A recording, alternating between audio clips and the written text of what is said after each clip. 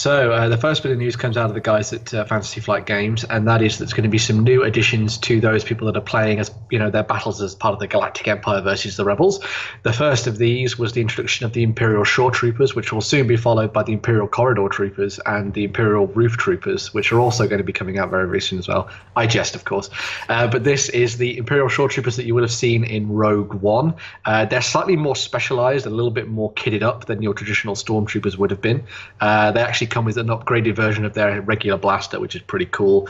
They also come with a sort of long-range heavy weapon as well, and they've got a mortar. So if you want to try and blow some rebels up and send them back into the water, you've got some options there, which is very awesome.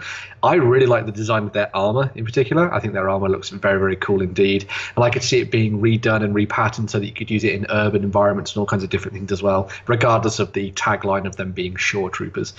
The other news, which was very cool, as well as the stormtroopers getting to run around on the beaches, you've also got those that can ride on dewbacks.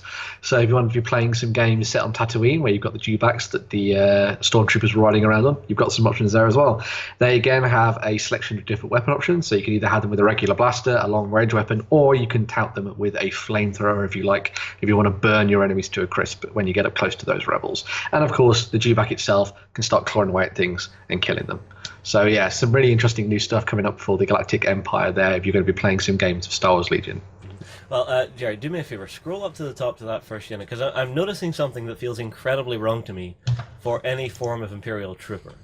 Right. Have a look at the shooting dice on this. They're firing with black dice. That's not right. They should be firing the worst dice. As I say, why should they be firing the worst dice? Because stormtroopers can't hit crap. They can. We know that they were the best shots in the galaxy. That's why whenever they take out the sandcrawler at the start, Obi-Wan specifically says only stormtroopers could be this accurate. What happened the rest of the movie? They were deliberately let go. Remember, whenever they leave the ship, Tarkin specifically turns to Vader and goes, "I'm putting my neck on the line, letting them go." That was just to make it look like they were having a hard time escaping, but they wanted the rebel base. That was all planned. All planned from the start. Is there a tinfoil hat under the hat? It doesn't need to be a tinfoil hat. That's how the film progressed. That's called story, that is. I just call it character armor. No, no. Can't shoot the main character. Well, you Unless can. you're George R. R. Martin. Yeah. One of the other cool things that came out of the Star Wars Legions announcements and was announced sort of at Adepticon a couple of weeks ago now was the coming of the Clone Wars, which is very, very cool as well. So if you don't want to play in that sort of original trilogy, you can look to the prequels and playing in the games with Obi-Wan Kenobi, General Kenobi versus General Grievous, and the battle droid armies versus the Republic Commandos, which I think was really, really cool indeed. This, and this might be controversial, is probably where I would have thought they were going to start when it came to Star Wars on the tabletop. I think there's a lot more options for people to bring to the tabletop, especially when it comes to wargaming as a whole, because as well as all the Republic clone troopers you've got there, you've also got a lot of their flyers and vehicles and walkers and all things like that on both sides as well. So it's a lot more. There's a lot more depth, I would have said. And also, the interesting thing about it as well is that one of the big things for them when they were looking at that first range was they were trying to cover everything in the movies. Now, there's quite a few vehicles and all kinds of things in the movies, but a lot of it's like not really shown too often. So it's been interesting seeing this sort of like change up of what they're doing here. But all the core rules are exactly the same for when this new box set comes out. It works perfectly alongside everything that already exists for Star Wars Legion, so you don't worry about that. There may be a few tweaks here and there and that kind of thing, but it'll be more focused, obviously, on the Clone Wars and the fights between the Republic and the I can't remember what they're called now. The droid army, but they have a name. The Separatists. That's the thing. Separatists. Separatists. That's the one. Well, this is leaving me sitting there thinking, and I know I'm about to set the internet on fire. Gungan Army.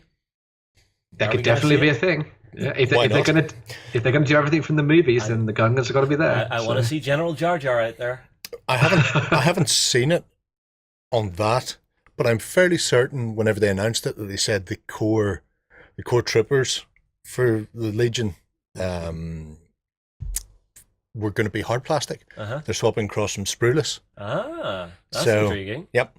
And I can't remember who it was, whoever's in charge of Legion over FFG during the Q&A session was saying they may go back and redo the Rebels and Stormtroopers, retool those to hard plastic as well, which would be good because the initial release were okay, but they did suffer from that sort of PVC softness, which the newer stuff doesn't have. They're a bit sharper in the detail, but having hard plastic as the basic core would be very good. Yeah, one thing I think anybody who's interested in their Legion right now should do is possibly go back to the flight report that we recorded at Gen Con last year, because it was really, really good just for getting information of what was on the way. And I don't know if all of it has landed yet, but I know they did talk a little bit about doing prequel stuff in that flight report. Remember, Ben? Or no, you weren't there. It was me and Sam. Yeah, but I did remember that they did talk about a lot of the stuff they were going to be doing as part of the core movies, and also that a little bit more of that extended universe that was taken up by Disney and all that kind of thing. So there's plenty for them to deal with, especially when it comes to the animated series and that kind of thing as well. So they've done all that stuff for other games that they've got Star Wars license, so Destiny and Imperial Assault and all that kind of thing. So there's no reason why they wouldn't be including it in Legion in some form. So yeah,